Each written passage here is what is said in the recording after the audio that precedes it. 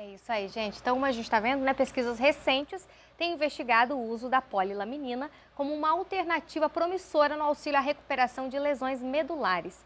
E assim como a gente viu na reportagem, a substância pode trazer esperança para muitos pacientes. Para explicar para a gente sobre a polilaminina, aqui comigo, o médico neurocirurgião e professor da UniOeste, Lázaro de Lima. Tudo bom, doutor Lázaro? Seja bem-vindo ao Vitrine. Boa tarde, tudo bem? Doutor, que maravilha, né? Primeiro, falar sobre esse tema, né? Falar sobre avanços da ciência, falar sobre avanços da medicina que trazem bem-estar para as pessoas, né? Trazem mais saúde. Primeiro, explica pra gente o que é essa polilaminina, doutor? A polilaminina, ela é um tipo de proteína que ela é muito comum no nosso corpo e a gente tem ela desde a fase embrionária. Desde quando o óvulo e os espermatozoides se juntam e começam a se dividir, logo depois de algumas células, ela já começa a existir. E ela fica do lado de fora das células. E ela ajuda a sinalizar para onde as células têm que crescer. E foi isso que foi observado nos estudos, que ela conseguia ajudar a direcionar o crescimento celular.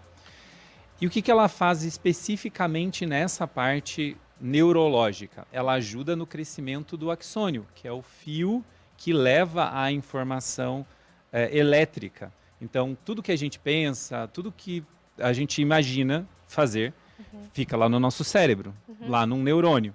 Esse neurônio tem uma parte que é o corpo e depois ele tem um fio que vai levar essa informação. Então, se eu penso, quero mexer minha mão, esse neurônio emite essa informação desce por esse fio e faz algumas conexões e vai até a nossa mão para que a mão movimente.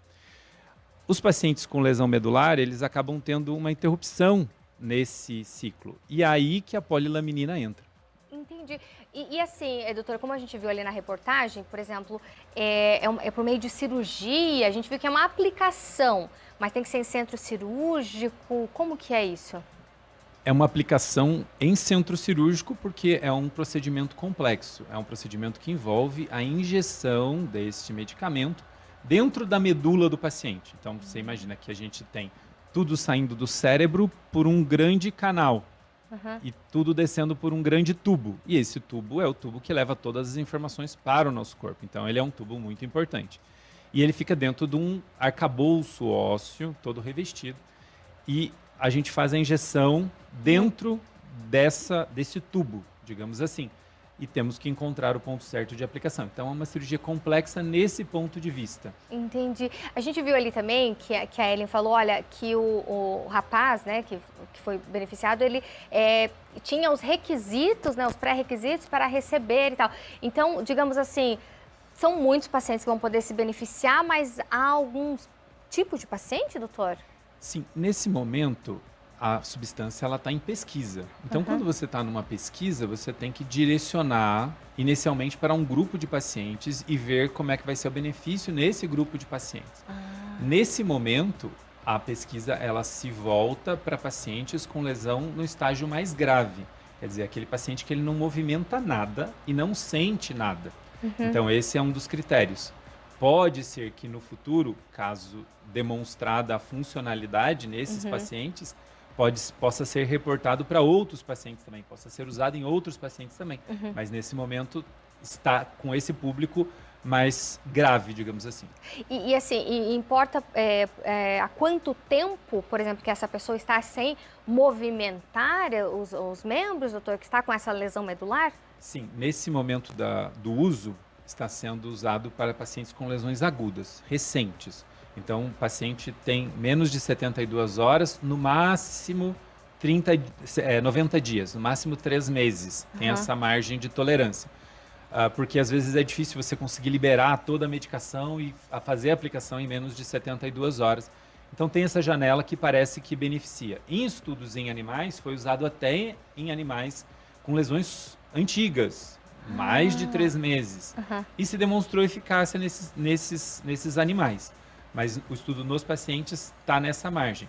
E assim, a gente fica muito feliz da gente ter conseguido diagnosticar, detectar, trazer a medicação até aqui, né? A equipe de pesquisa também veio junto e a gente poder oferecer para o nosso paciente, em um tempo muito rápido, uma medicação que é inovadora aí na ciência médica brasileira. Não, com certeza, doutor. E qual que é agora, né, a expectativa? Por exemplo, esses pacientes receberam a polinaminina. O que acontece a partir de agora? É monitorar esses resultados? Porque eu acredito que há não sei, uma ansiedade muito... Daqui a pouco a gente vai falar sobre ansiedade com a psicóloga, mas há uma ansiedade muito grande de que, claro, dê certo, que dê resultados, que saindo da cirurgia já mexa, né, algo que não mexa o pé antes, enfim. Como que fica isso para vocês também? Há essa ansiedade, essa expectativa, doutor? Assim, há uma ansiedade do bem. Isso. Mas quando a gente está tratando de ciências, a gente tem que ser muito responsável na análise dos dados. Então, o próximo passo agora é analisar como esses pacientes vão responder. Já teve um estudo inicial, um estudo clínico com 8 pacientes, que parece que foi bons, os resultados foram bons. Mas agora existe uma necessidade de testar isso, né, de fazer os testes em um número maior de pacientes, né, ver como é que vai ser o resultado. E a gente, com certeza, está com uma expectativa muito grande, né, em relação a isso, em relação aos resultados, torcendo para que dê tudo certo, para que funcione, né, para trazer esperança para tanta gente. Imagino, inclusive, que há muitas, talvez, pessoas que entram em contato com vocês, com a HU, enfim, né, com o Hospital Universitário, para, olha, né, queremos entrar nessa, talvez, fila de cirurgia, enfim, para estar tendo também, para estar nesses estudos, para estar, talvez, se beneficiando da polinaminina. Como é que vocês trabalham essa parte, doutor? Nesse momento, é para pacientes em fase aguda. Claro que se um paciente em fase aguda, 1 mês, alguma coisa assim, ele entrar em contato com a gente e a gente vai procurar ver se ele tem os critérios e verificar se é possível a aplicação. Mas os pacientes com mais de 3 meses, os pacientes em fase crônica, o laboratório que está manipulando, né, que está fazendo a medicação, ele está fazendo um cadastro de pacientes que queiram participar da pesquisa quando for para a fase crônica. Então, existe pelo SAC do Cristália, que é o laboratório que está elaborando, né, que está fazendo a medicação em larga escala, né? Isso. Então, eles estão fazendo não é um recrutamento, mas é uma inscrição, uma pré-inscrição, digamos assim. Então, a gente está pacientes agora, fase aguda, aí depois tem esse cadastramento de pacientes crônicos, e daí quando que, vamos dizer assim, que termina mesmo a questão de pesquisa desses estudos e, tá aqui, é esse o medicamento, bora lá agora, em larga escala, fazer as cirurgias. Existe alguma expectativa, doutor? Eu acho que ainda demora um pouco, porque, como eu falei para vocês, o método científico ele é muito rigoroso, porque ele tem que analisar várias coisas. Então, essa primeira fase que está acontecendo em paralelo, que está acontecendo na USP, ela é uma fase para analisar efeitos colaterais, né? Então, toxicidade da medicação, efeitos colaterais da medicação. Então, isso ainda vai demorar um tempo, porque você precisa fazer o uso, esperar um tempo, analisar para ver como é que esses pacientes ficam. E aí você vai fase a fase, e essas fases elas são demoradas por conta que você tem que esperar a resposta dos pacientes. Né? Tem que esperar para ver se não vai acontecer nada de mal com os pacientes também. Então ainda vai ter uma certa demora para a gente chegar no final. Em relação a efeitos colaterais, o que já se sabe sobre? Até o momento não se tem informação pelos dados clínicos do ensaio clínico preliminar de efeitos colaterais graves. Olha lá que maravilha, hein, gente? Que boa notícia, né? Eu fico tão ansiosa, que na expectativa, né? Que dê tudo certo, que mais um avanço aí pra gente, né? E tudo mais. Mas olha que legal, parabéns, viu, doutor? Acho que vocês também da comunidade científica, né? Enquanto doutores, médicos e tal, devem ter comemorado bastante também, né? Essa questão. E que outros estudos venham, né? Que a gente às vezes contar de fora, a gente não sabe tudo que se passa no laboratório desses meninos e meninas que estão lá debruçados, estudando, fazendo um monte de coisa. Porque eu vi uma reportagem da médica, né? Da bióloga, como é que é o nome dela? A Tatiana, né? Um podcast que ela falava que foi de uma vida, né?